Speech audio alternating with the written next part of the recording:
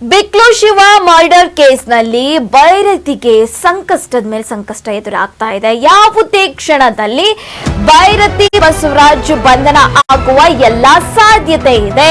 ನಿರೀಕ್ಷಣಾ ಜಾಮೀನು ಕೋರಿ ಸಲ್ಲಿಸಿದ ಅರ್ಜಿ ಇದೀಗ ವಜಾ ಆಗಿದೆ.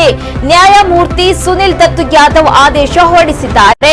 ಪ್ರಕರಣದಲ್ಲಿ ಎಫ್ಐ ಆರೋಪಿ ಆಗಿದ್ದಾರೆ ಭೈರತಿ ಬಸವರಾಜ್. ಅಜ್ಞಾತ ಸ್ಥಳಕ್ಕೆ ತೆರಳಿರುವ ಭೈರತಿ ಬಸವರಾಜ್ ಮೂರನೇ ಬಾರಿ ತಲೆಮರೆಸಿಕೊಂಡಿದ್ದಾರೆ.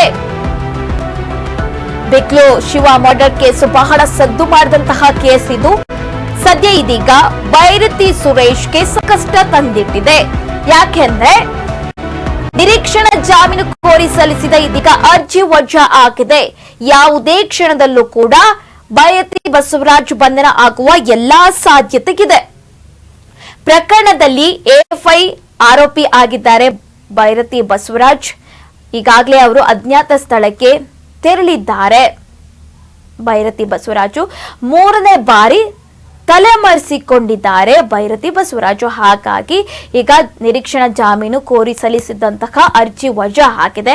ಹಾಗಾಗಿ ಯಾವುದೇ ಕ್ಷಣದಲ್ಲಾದ್ರೂ ಕೂಡ ಭೈರತಿ ಬಸವರಾಜರನ್ನು ಅರೆಸ್ಟ್ ಮಾಡುವ ಎಲ್ಲಾ ಸಾಧ್ಯತೆ ಇದೆ. ಈಗಾಗಲೇ ಅವರು ತಲೆಮರೆಸಿಕೊಂಡಿದ್ದಾರೆ. ಇದು ಮೂರನೇ ಬಾರಿ ತಲೆಮರೆಸಿಕೊಂಡಿದ್ದಾರೆ ಅವರು. ಹಾಗಾಗಿ ಯಾವುದೇ ಕ್ಷಣದಲ್ಲಿ ಬಂಧನ ಆಗುವ ಎಲ್ಲಾ ಸಾಧ್ಯತೆ ಇದೆ.